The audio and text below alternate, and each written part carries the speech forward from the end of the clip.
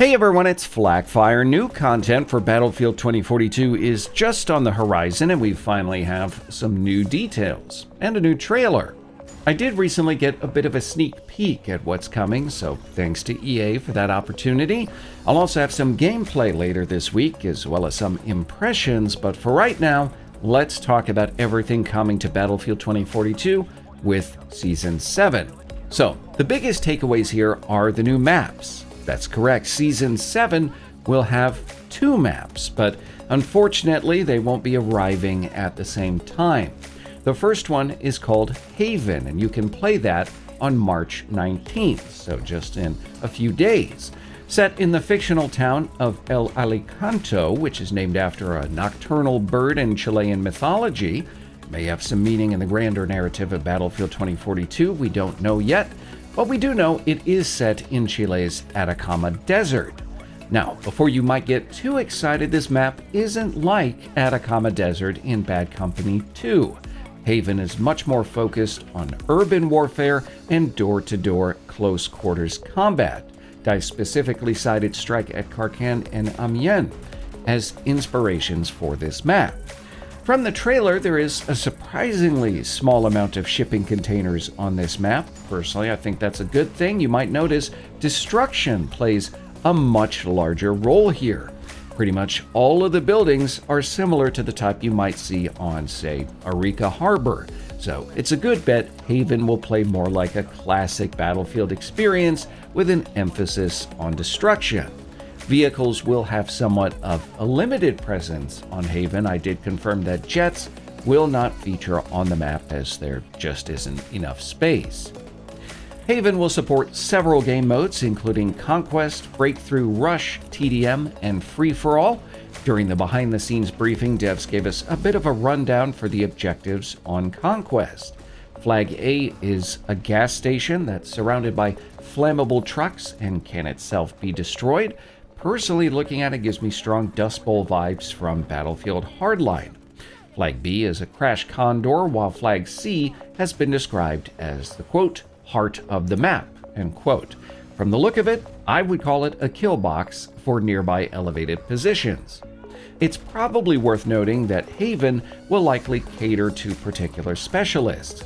Given the short verticality, I would say McKay's grapple is sure to be an effective tool at getting the jump on enemies. I would also think Rao would be a good bet to reveal enemy positions in a maze of buildings. Meanwhile, at Flag D are the lithium pools. We do know the focus of the map is the fight over this precious resource as well as fresh water. It's likely both are extremely valuable to the nations in play here. We don't have a ton of details for the moment on the new Thousand Petals faction or their motivations, so we might just have to let that play out. Lastly, Flag E is a checkpoint at the edge of the desert. This likely helps provide a springboard for one of the sides when it comes to capturing objectives on the map and trying to avoid getting hemmed into a spawn. In case you missed it earlier, the second map in Season 7 won't arrive until later on. We don't have a definitive date here. Some news outlets have said in May, but we do know we are going to be headed back to Qatar for a new presentation of the stadium from the OG Hourglass map that has been taken and turned into its own standalone experience. Thankfully, we got some quick glimpses with the new trailer. It's obvious DICE has made some significant improvements to the arena since we last saw it on Hourglass before the map overhaul. Devs specifically said that this map was inspired by community feedback, as many felt the location was compelling. I do know it is an infantry-only experience, always excited for those, and it will be playable on Conquest, Breakthrough, Rush, TDM, and Free-for-All. While arguably not an entirely new experience, I do think DICE are doing the right thing here with Stadium, listening to player feedback and integrating it into post-launch support for the game. The trailer showcases some tight infantry spaces with elevator shafts and some heavy metro vibes.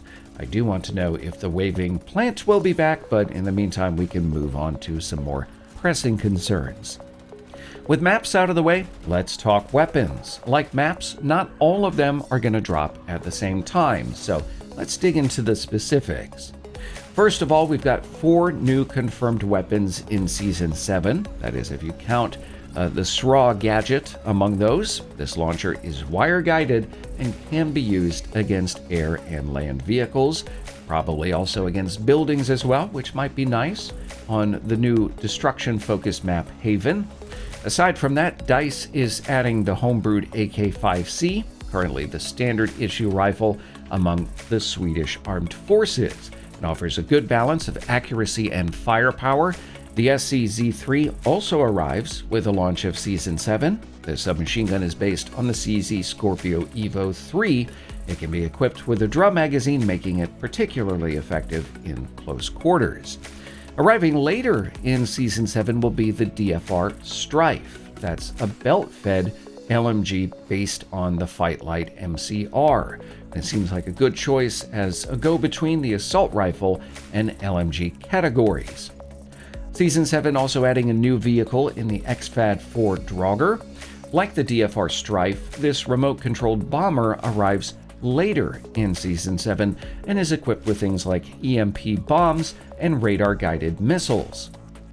As usual, Season 7 will feature a battle pass with 100 tiers chock full of cosmetics, boins, and other bonuses. All weapons and vehicles, as usual, are unlockable without the purchase of the Battle Pass. Meanwhile, DICE say Season 7 will include several improvements to the core Battlefield 2042 experience. This includes improvements to the deployment screen UI and the changes to recoil teased last week. There's a little bit of controversy surrounding those changes, so you'll be able to get your hands on it very, very soon. Battlefield 2042 will also sport a free weekend March 21st through the 24th, and if you want to pick up the game, not only will your progress carry over from the Battle Pass, but you can snatch it up at a discount, so quite nice there. Again, I want to take a minute to say thanks to EA for giving me a bit of a behind-the-scenes look at Season 7. Very anxious to get my hands on it again. I do have some footage for you coming up here later this week, so make sure you stay tuned for that. If you enjoyed this video, leave a like. If not, a dislike. If you want to support the channel, keep your money, share this video. Also, subscribe, tap the bell if you want to be among the first to see the new content from Season 7. And as always, thanks for watching.